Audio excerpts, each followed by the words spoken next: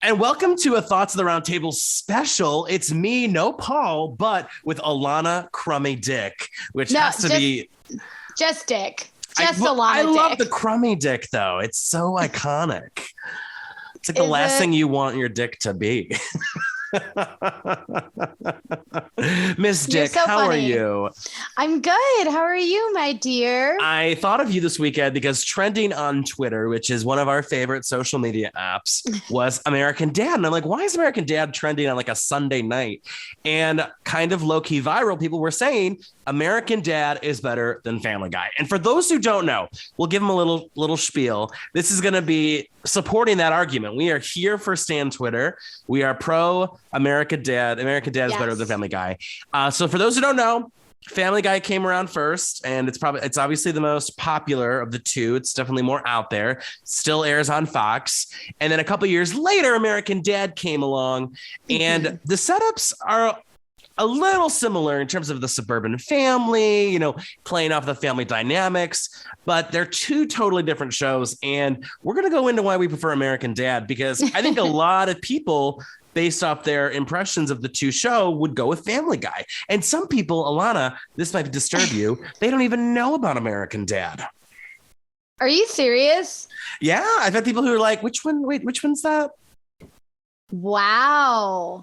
I actually didn't know that people didn't know like about American Dad because I remember, like being a kid and stumbling across these like adult cartoon shows that I definitely was way too young to be watching. I was way too young for Family Guy. I was way too young for South Park. And I was watching Family Guy when I was younger and I was like, yeah, like it's not bad, I guess. I guess it's funny. Mm-hmm. And then American Dad came out and I was like, holy crap, this is so much better. Mm-hmm. So much better. Right off the top, I didn't have this as a bullet point, but I think American Dad's evolved better.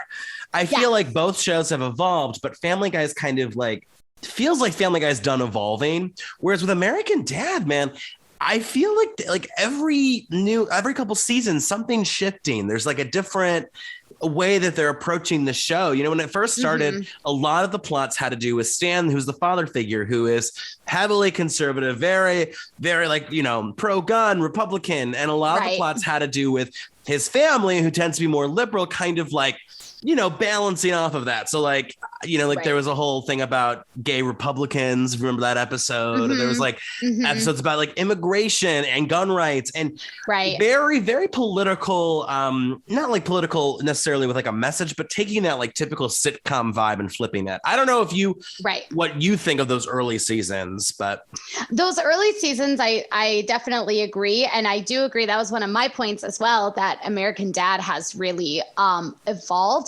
What got me interested into American Dad was that it didn't have four different plot points to get to plot A. And the Family Guy episode that I'm referencing in particular always comes to my head is the episode when Lois finds out that she's Jewish, because the episode starts off with Peter and Joe and Quagmire at the bar. This was right when Cleveland Show was about to spin off and become a complete failure. And they're at the bar, and the bar owner has like a cardboard cutout of Kathy Ireland. And so Peter is like obsessed with this cardboard cutout of Kathy Ireland. And then it turns into an affair with Kathy Ireland. It turns into Peter and Lois making up, finding a lump on her breast, and then Lois finding out that she's Jewish. It's so, it jumps from this to this to this to get to the main plot point. On top of all of the cutaways that they have. And American Dad is just so much more structured. Right in the first few minutes of the episode, you're going to get your plot A, you're going to get your plot B. That's interesting, because I don't mind the Family Guy structure. I only mind it when I feel like they have a story that can take the whole 20 minutes and they spend the first 10 minutes doing that setup, like having Peter doing something stupid, and then there's the response to him doing something stupid, and then because he does something stupid, it reveals X, and then X means Y. And sometimes it's like, if the plot really only needs 10-12 minutes, that's great. But there's been some Family Guy episodes where you're like, they really could have focused more on this plot instead of these stupid things getting to the plot. So I agree. I think there's pros and cons to that approach, but I think the example you gave is a great one. And to go off of this is one of my arguments. Isn't it interesting that episode has to do with Lois's heritage, but it turns out more to be about Peter? Like, I feel like the storyline is supposed to be on Lois, but it's more of Peter's reaction to Lois being Jewish than it is about Lois discovering that she's Jewish. Exactly. He starts like shooting at her and everything. And his ghost dad shows up, who we later find out that's not actually his dad. And everything, and tells him like, oh no, like you can't be Jewish, you have to be Catholic. And it's just there. It's just so wacky. Yeah. And in American Dad, I prefer the more linear story structure. And I love that American Dad doesn't do the cutaways either. Yeah. Well, and so I had 4 points. One of them being, I do think American Dad relies more on story and plot and writing. And sometimes the gags on Family Guy are just too much. Like they had one, this was a newer episode where the joke was, the one lady's last name was like Trader Joe's, Giant Eagle, Chevron, Jiffy Lube, like 50 corporations, right? Right. And they said it once, and then I think it was Brian said that the whole long name. It took like a minute, no joke. Right. And then Stewie goes, "Oh, is she Deborah of the?" And then the whole name gets said again, and you're just like. And that same episode has a moment with like this door swinging that is another minute wasted on like how long the door takes to close. And it's tough because like, do I think in general, both those ideas can be funny? Yeah. But you're telling me 3 minutes out of your 23-minute story is devoted to these 2 gags. And I could be wrong, but I think that name gag comes back again. So you have like another minute or 2. And it's like, it's not that funny to warrant that much time. And American Dad doesn't do that. And I appreciate that. Right. So part of the reason I feel like Family Guy still does that is because back in the day when Seth MacFarlane was starting the show, they were using those kinds of gags and the cutaways and everything to fill in for time. And I just feel like at some point, like we need to grow out of that. We need to grow and evolve. That's the difference with American Dad. American Dad has grown and evolved and like really has given us a lot of character development for a bunch of cartoon characters and everything. Whereas Family Guy, it feels like they're forcing themselves to rely on these jokes and the story structure from 20 years ago. And I think one thing too, it's just like, you could see in the beginning with American Dad, they did actually do some of these gags. They kind of pulled, and I think they were trying to almost be, like Paul was telling me earlier, this knockoff version of Family Guy. And then you see him, I think around season 4 is when they start to like kind of find their own identity. And ironically, that's the same season that I think Roger really starts to play into the personas, which leads to probably my biggest point is that Roger is the best animated character in history for me. 100% agree. So I was in a wedding at the beginning of the month, and one of the bridesmaids who I clicked with very much, we were talking about this ourselves, about how we both think American Dad is funnier and better than Family Guy. And she said, it's not my fault that Roger is the most diverse character like possibly in television history. He can be used for so many different things. He can be Ricky Spanish, or, like he can be so many different characters. And I think also, I don't think of Peter Griffin as like a sociopath. I think of him as just a dummy, right? Whereas dumb. Roger is kind of a sociopath, and it gives that level of edge that I just don't think like Family Guy really has. Because like when Peter does something ridiculous, it's not out of necessarily like a narcissistic way, or it's just out of like it's just him being dumb. Yeah. And what I like about American Dad is that, because if you look at Family Guy, you have Stewie Griffin, who's smart baby, Brian, who's like, they portray as both smart and dumb.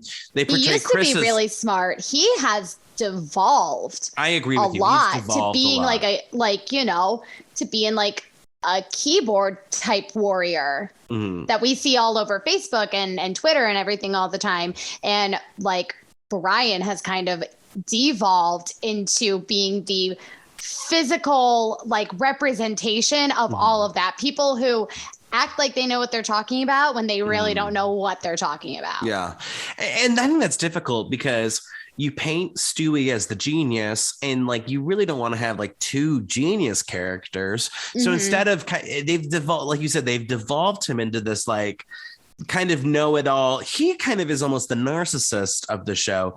But where I think Brian and Roger differ is, you know, Brian is so full of himself and Roger in a way is full of himself, but like I don't know. There's just a difference. Like when, you know, sometimes with Brian, you're just like, you roll your eyes, but with Roger, he's like captivating. It's like he can get away with that selfishness, you know? The exact episode that I'm thinking of when you're talking about this is the episode of American Dad when Roger makes Francine believe that they are competing in this dance competition. And every single time something happens, he's like, Francine, I haven't been totally honest with you. Yes. And it just continues to escalate and escalate. And then at the end, they finally do the move, even though there's no dance competition. And Francine just throws him off the cliff. Yeah. But he created this whole scenario of a dance competition to get this woman's hair because he could never get a red wig that was like hers. That was like her real hair. And I just don't think Family Guy could pull that off because it takes someone who's so calculated and sociopathic and yet charming and captivating. And that's who Roger is. And like, I just don't see how Peter would have a plan like that. Right. And Brian, who is self-absorbed, I don't think is as manipulative per se. So, and Stewie's evil, but he doesn't have that like. He's not even that evil anymore. Well, they've also brought him down and they've made fun of it and it's used as a plot point. But yeah, it does feel like, well, American Dad. And I wonder if it's just because they're both on, you know, American Dad used to be on Fox, but now the last like 5 seasons, it's been on TBS. Right. I wonder, is it a Fox thing? Is Fox the one who was like, you got to tone it down? And now that American Dad's on TBS, they're like, they have the green light to get more zany? I think so because I think that Fox is really good at gaslighting their own shows. And when they don't like something, they make sure that you know it. So Family Guy, I can't remember exactly where the original programming was, but they purposely got Family Guy canceled by putting it in crappy like time slots where nobody was going to watch it. They did that on purpose, 100%. Fox did, you know, similar things to Brooklyn Nine-Nine and New Girl, more recent shows that had a very popular following, that nobody really wanted to end. And Fox made sure like, okay, like you can have your last season, but you're only going to get 6 episodes to say everything that you need to say and say goodbye. But if we can go back to the characters and everything. Yeah, please do. There's no doubt about it that the strongest episodes of Family Guy are the Brian and Stewie episodes. 100%. Those are the strongest. Something you and I have talked about at work before is that you can put Roger with anybody on American Dad. Yes. And it is going to be a strong plot point. You could do Roger and Jeff, strong plot. Roger and Steve, it's super strong. I mean, Roger is so diverse that those plot lines, whether it's A or B, it's going to be a strong plot. Yeah. You know, whereas the Family Guy, Brian and Stewie episodes, those are the best episodes, aside from not counting the Star Wars episodes that they did. Yeah. And I would even add to that, too, American Dad, you can pair those characters together and they all do pretty well. Whereas with Family Guy, I mean, even Family Guy makes fun of the fact like it's a Meg episode. And although it's more based, they're using that joke based on Meg. I do feel like when it's Meg centered and Lois centered, it's just not as good. And that leads to another point that I wrote down is I do think American Dad has a better portrayal of female characters. And, you know, I think with Francine and Haley, like they get plots that aren't revolved around the men in their life, you know, right? Like there's a new episode just dropped on Hulu, the last kind of season, and it has to do with Haley works for the sub shop and she's been asked to go around the country to like spy on employees. And she brings Francine and they're doing kind of like a checkup. And you couldn't do that with Lois or Meg because all their plot points kind of revolve around Peter or Chris or Stewie. You know what I mean? Like, right. And the other thing too is that the family clearly hates being with Meg so much. They hate her so much that it makes the plot almost like not that enjoyable. You know, because of how much they hate her. And it's funny because American Dad has a similar kind of setup with Klaus, the fish, because, you know, he's kind of used as a butt of jokes or like ignored or like kind of like there's a side role. But I think that works because, you know, this talking fish character, it's not like, I don't know. It feels like he's subjugated in a way that makes for good programming, whereas Meg is kind of subjugated, and you're like, you're wasting this one of your two main. You have 6 characters, 2 are female. You're subjugating one as this throwaway. We don't care. We don't like her character. Right. It just kind of is like a little sour for me, and. You know, I don't know. And some people would argue, well, who's the demo audience? It's probably men 18 to 40 or what have you. But I don't know. I just don't think Lois and Meg on Family Guy are strong female characters because every time they get a chance to do the plot, it's either not well written because they're not well developed characters, or it's subjugated back to Peter or Brian. You know, like you said, the big example when Lois becomes Jewish and it's all about Peter. And it's like, what? Right. It's supposed to be about Lois's heritage, and it becomes about how Peter feels about it and how, you know, how does this make Peter feel? There's no like agency for Lois. Like the episode could have been like discovery for Lois or something, but it ends up being Peter's issue. And it's, I don't know. Don't love that. Right. Klaus is such a fun character. There are so many layers to Klaus, and I love him. I also just love D. Bradley Baker. I think he's an incredibly talented voice actor. But I think American Dad has a better use of its actors and everything. Especially when Steve starts singing. like when Stan leaves and, you know, and he starts singing like about, he's like in the desert, he like rips open his shirt and he's got like a 12-pack of abs. And that's another strong thing about American Dad is that like they're like the musical episodes that they've done are chef's kiss. Like they're so good. The hot tub episode, which is basically Little Shop of Horrors, which is one of my favorite musicals ever. Like that is such a great episode. Just better episodes of American Dad stick out in my head than better episodes of Family Guy. Well, and that's funny you mentioned the musical element, because how many shows have we seen that like they do a musical episode and it's just gag worthy? But with American Dad, they own, like, they're like, okay, this isn't meant to be like, oh, like this track's gonna make you cry. We're leaning into this comedy. Like, you know, there's the whole episode where Steve is singing like a version of Trapped in the Closet. Oh my God. And the singing is great. Don't get me wrong. But what makes it funny is like the story behind the song, you know, because he's trapped in the locker in the girls' locker room. And then he gets yelled at by the principal. And then the principal goes home. And there's the affair scene that Steve witnesses. And it's like, it's just so well delivered. Whereas somebody's like, you know, like I remember the Grey's Anatomy musical. And that's exactly what I was thinking of. Like that episode. It's not well done. Now the Community musical episode, I really liked when they go in the hot air balloon. That's just me. But yeah, you're right. There's not a lot of shows that can do the godforsaken musical episode. I don't know why everybody tries to do it. The only two that I think have been successful are American Dad and Bob's Burgers. Oh, yeah. Well, and Bob's Burgers does the same thing. It realizes they lean into the cheesiness. They lean into the schmaltzy kind of, you know, it's a little glitter. It's a little cheap. It's a little Studio 54, Liza Minnelli, and it works. Whereas when you have these shows that are trying to be serious about it, it just kind of, it's cringy. And the truth is Family Guy can't do it. Well, you know what? I take that back. They do have numbers with Stewie and Brian. I'll give them that. They do the numbers. But that goes back to my point that Stewie and Brian plots are the strongest plots. I agree. You know, I mean, I also love how American Dad just in the musical stuff. So there's the episode where Steve joins the boy band. You need a shot, B12. And in one of the more recent episodes, they brought that back. And it was just this subplot that everybody, like, you weren't really paying attention to. And someone was going around and killing all of the members of B12.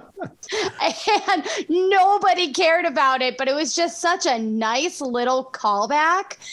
And that's something that I love about American Dad, are those those little callbacks, the golden poop. Oh, yeah. All of those and episodes. even the Rogers persona, like my favorite character Rogers done probably is Jeannie Gold, the wedding planner extraordinaire.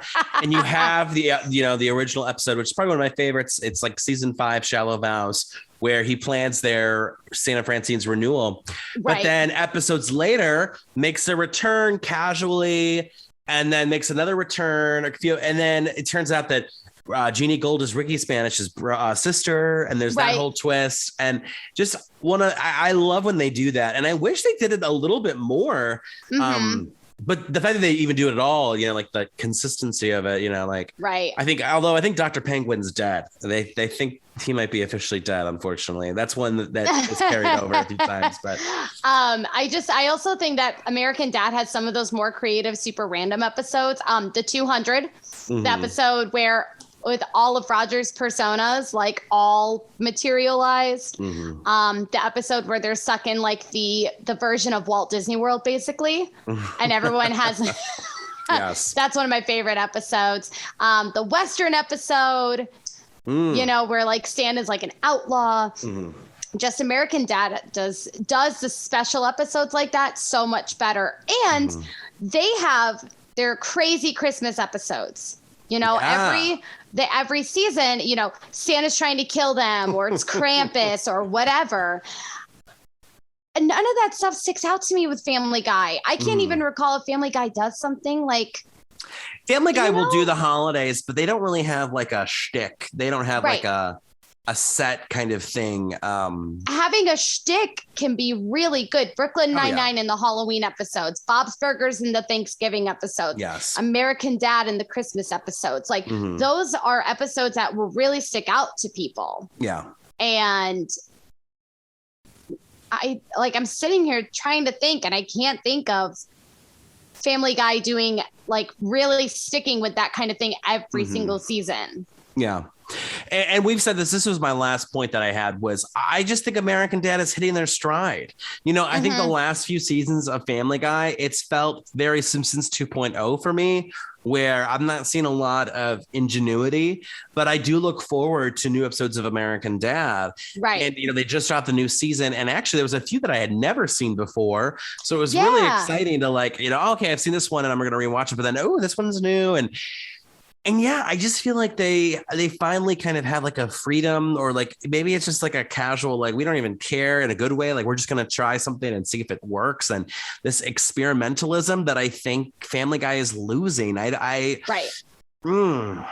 Like the last few episodes, if you look at, there's 2 new episodes of Family Guy this season. And then of course, if you look back in May, 2 of those 4 are like stupid vignette episodes. One about the history of sports and one about like the history of rock bands that are just like really like Wikipedia, not even Wikipedia level history with like gaps. And it's just like, It doesn't, it makes me think of 2 episodes of It's Always Sunny. The gang solves the gas crisis, but then also the garbage episode too. They're essentially the same plot lines, but it's the delivery of everything. And sometimes it's the self-awareness, but Family Guy really does feel like it's fill in the blank here, and here. And here's where we can use some of these random cutaways that we have, that we have saved up or whatever. Yeah.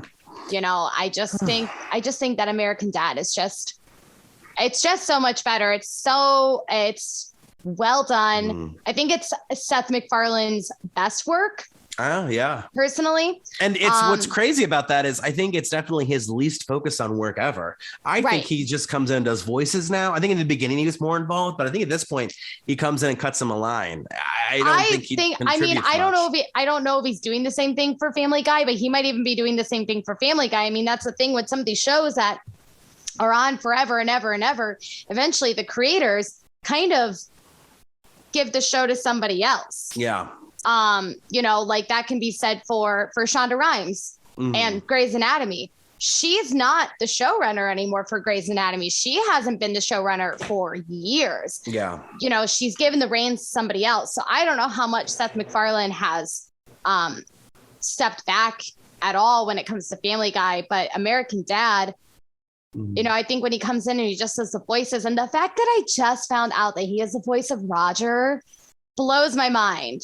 That really was shocking. I couldn't believe you didn't know that. I had no idea. And I think part of it is because in Family Guy, I'm so used to Seth MacFarlane being the voice of more than half of the characters. Peter, Brian, Stewie, Quagmire, Lois's dad, the doctor, just all these different characters. And I feel like American Dad, it's got more people doing the voices. It's not all dependent on Seth MacFarlane doing these voices. It's interesting. Yeah. Looking at the main characters, Seth's just doing Stan and Roger, and the rest of it's spread out, which I think is refreshing, and that's, I think, interesting too. Like, would Family Guy be better if Seth was doing less? But I think it's hard to imagine Stewie without Stewie's voice and Brian without Brian's voice and Peter without Peter's at the same voice, time, there are voice actors out there who don't just nail the impression, they nail the character. Family Guy, props to them. Family Guy just announced that a Black man is going to be the voice of Cleveland Brown now. Which is exciting. And do we know who that is? Like who? I saw it on Instagram or TikTok a few days ago.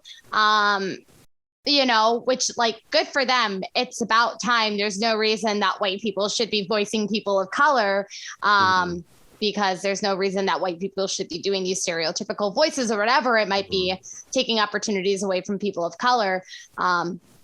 But, voices can be replaced. I mean, they've been replacing Bugs Bunny's voice, for how long? And Shaggy's voice, Casey Kasem, has been dead for how long?